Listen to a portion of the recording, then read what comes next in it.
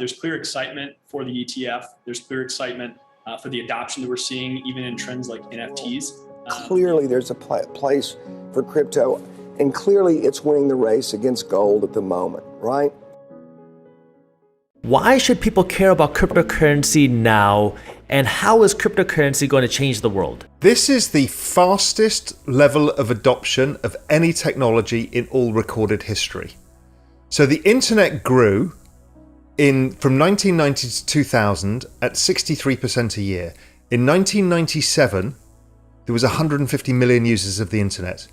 Currently, there's 150 million users of crypto, and the network is growing at 113% a year. So it's twice the speed of the internet. So what does that mean? This is the network of money, the network of value.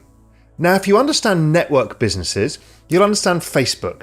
So here's a giant network, 3.5 billion, where we got to use the network to connect with people, unless it was yesterday when the internet didn't work, when it all went down. But let's assume that it did work.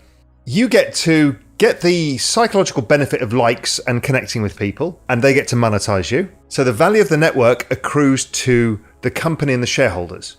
So the shareholders got rich and our brains just rotted. But when you're talking about cryptocurrencies, it changes that network model to something where the network participants are also the owners of the network. So the network, let's say at the simplest level, is Bitcoin, and everybody who uses the Bitcoin network has to use Bitcoin, has to own Bitcoin. And so the more people that come on the network, the more the value of the network goes up. It's called Metcalfe's law. It's the value, the number of connections, plus the interconnectedness between all of the people on the network. So crypto supercharges this, which is why it's growing so fast. It's kind of built in human behavioral virality within it. So what does that mean, and why should people care? Well, we've already said it's the fastest adoption of any technology in all recorded history. If you'd have known about the internet in 1997 and had made the right bets, which was harder back then because it was multiple companies and not the underlying protocols. Here we get to bet on the protocol. It's going to be the largest distribution or redistribution of wealth in all history. So why do I say that? Well, we can just extrapolate the numbers. As networks grow, the rate of growth comes down a bit. So it's currently growing 113% a year. If it drops to 83% a year, then we get to 1 billion users from the 150 today by 2024. We get to 3.5 to 4 billion users by assuming the trend rate of growth then drops after 5 years to, let's say, 63%, which the internet grew at. We get to 4 billion users by the end of the decade. So if this is a network of money, therefore the value of this network is going to utterly explode. So how do I put that in context? In context, it means that it's currently a $2 trillion market. Sounds big, right? But all the other asset classes, like equities and bonds and real estate, they're all 200 to 300 trillion. So if this is going to grow at the speed we think and get the adoption that it looks like it's getting, and that's provable maths, then the probability is that this gets to be worth 200 trillion. So you think that Bitcoin, Ethereum, these have the opportunity or ability to 100x in the near future? The entire space, not just one coin. Everything you touch, basically. Now, there's going to be winners and losers. So that's the financial incentive of why this matters.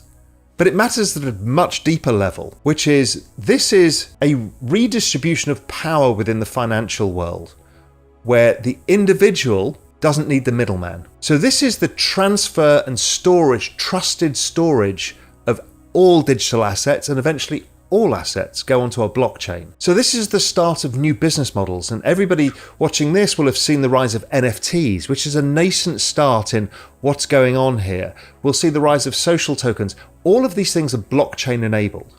We're already seeing finance itself be decentralized finance, where there's no bank. It's an algorithm, and it's based around these blockchain protocols. And the smart contracts allow these protocols to be programmed. So that means you can put a set of rules in it.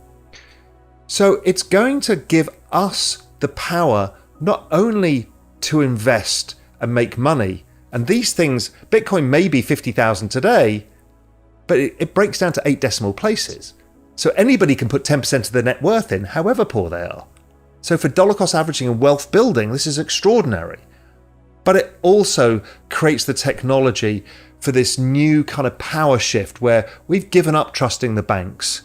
We've given up trusting who were supposed to be the fiduciaries, and we can take control back ourselves. Even identity will go on the blockchain, so we can share it with Facebook and Google on the terms that we accept. So this is a technological and a financial and a cultural revolution all at the same time. So it's interesting that you brought up people are losing trust with banks, especially after we saw happen in 2020 and 2021, where the Federal Reserve Bank printed trillions and trillions of dollars to stimulate the economy.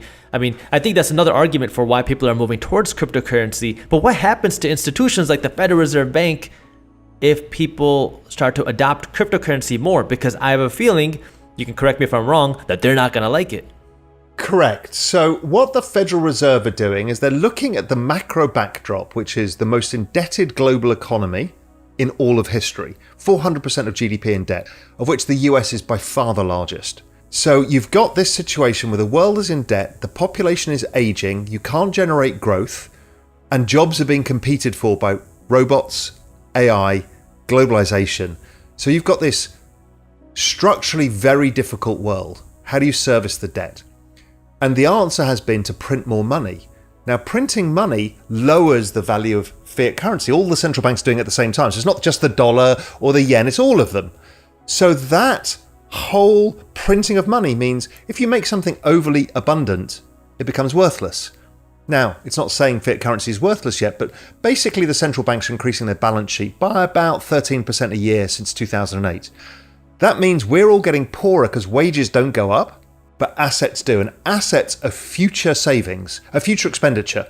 So you stick it into, let's say, a second property as an investment, and then you'll sell it in due course because you want to realize the money to be able to spend. That's all assets are. They're deferred consumption. But it means that we can buy less of those because they keep going up. They're going up because the value of the dollar is dropping, the denominator, not because the price is rising in terms driven necessarily entirely by demand. So we're all getting poorer, and this helps that. The central banks don't want it because they don't want the debt bubble to burst. So they want you to keep in the system, devalue your savings, devalue your working salaries to try and keep this system alive to protect the baby boomers who've basically got most of the debt and most of the issue.